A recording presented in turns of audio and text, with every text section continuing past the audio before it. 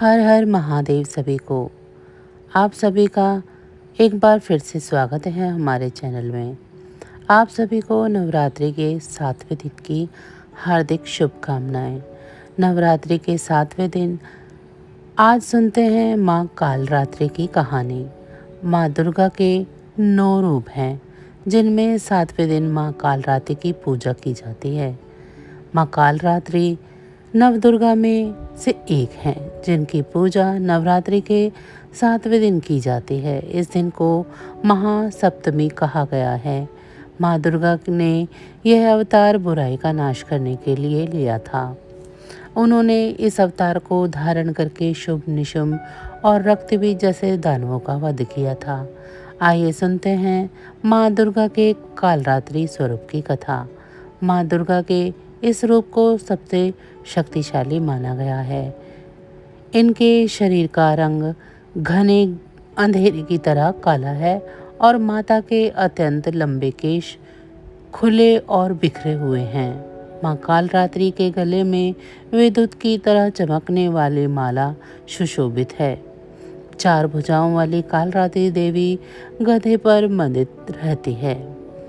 इनके बाएं हाथ में लोहे का कांटेदार अस्त्र अलंकृत है और दूसरे हाथ में एक कतार है। माँ कालरात्रि का दायां हाथ हमेशा ऊपर की ओर उठा रहता है, जो लोगों को सदैव अपने आशीर्वाद से सुसज्जित रखता है। उनका नीचे वाला हाथ भक्तों को आश्वासन देने के लिए है कि माता के संरक्षण में भय मुक्त होकर रह सकते हैं। माता को गुड़ का भोग बहुत प्रिय है और उन्हें लाल रंग के वस्त्र और रात रानी के फूल बहुत प्रिय हैं। एक बार दैत्य शुंभ निशुंभ और रक्तबीज ने अपना आतंक तीनों लोकों में फैलाना शुरू कर दिया था। उस वक्त देवगण भगवान शिव के पास आ गए। जब भगवान शिव ने सभी देवताओं को चिंतित देखा तो उनसे उनकी चिंता का कारण पूछा।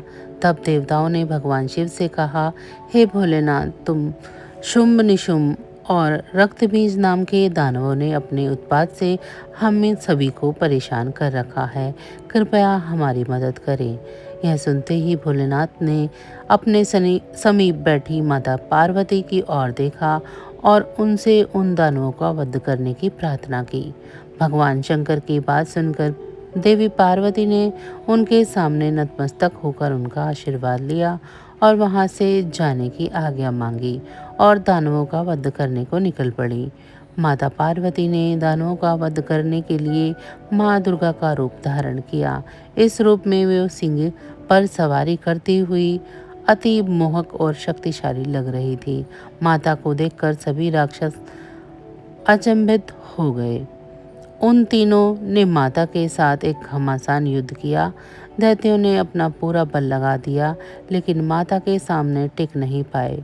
आदि शक्ति ने शुंभ और निशुंभ का वध कर दिया। इसके बाद माँ ने रक्तबीज के साथ युद्ध करना आरंभ कर दिया। रक्तबीज कोई मामूली दानव नहीं था।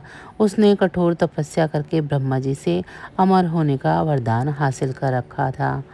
ब्रह्मा जी ने उसे यह वरदान दिया था कि जब भी कोई उसे मारने का प्रयत्न करेगा, तब उसके शरीर से निकली हुई एक भी खून की बूंद जैसे ही धरती को स्पर्श करेगी, वैसे ही अनेक रक्त बीजों का जन्म हो जाएगा।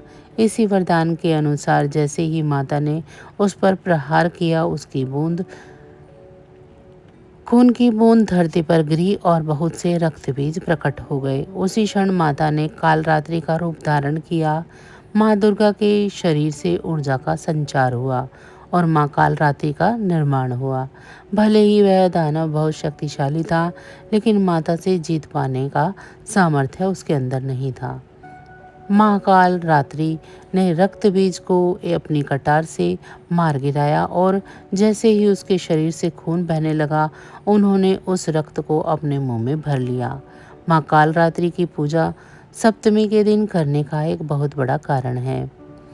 कहा जाता है कि 6 दिन देवी की पूजा करने के बाद 7वें दिन हमारा मन सशस्त्र चक्र में स्थित होता है। इस चक्र में हमारा मन सबसे साफ और शुद्धि में स्थित होता है।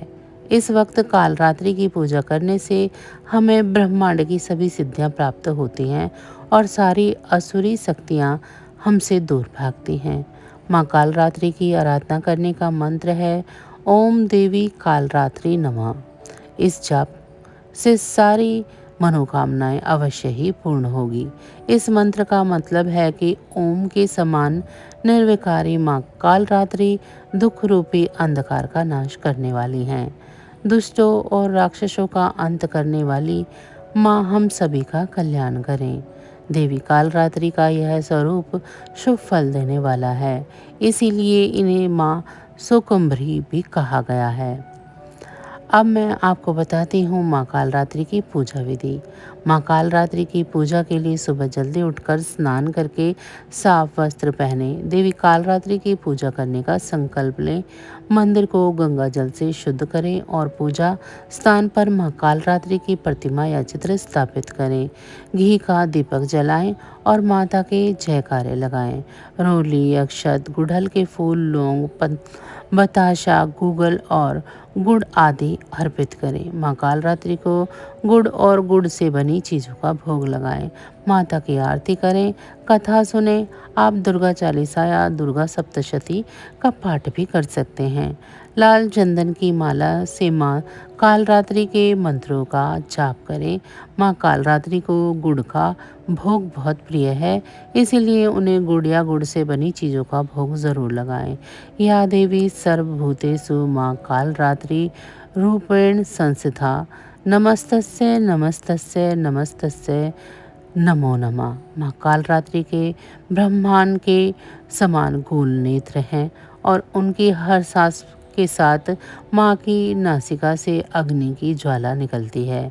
अपने चारों हाथों में खड़क, लोहे का अस्त्र, अभय मुद्रा और वर मुद्रा किए हुए माँ अपने वाहन गधे पर सवार है।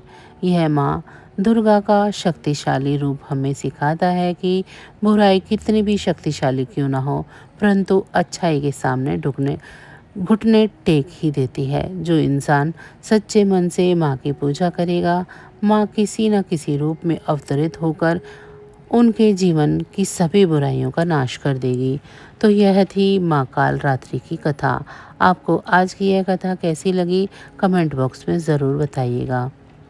वीडियो अच्छी लगी हो तो लाइक ज़रूर करें, साथ ही हमारे चैनल को ज़रूर सब्सक्राइब कर लें।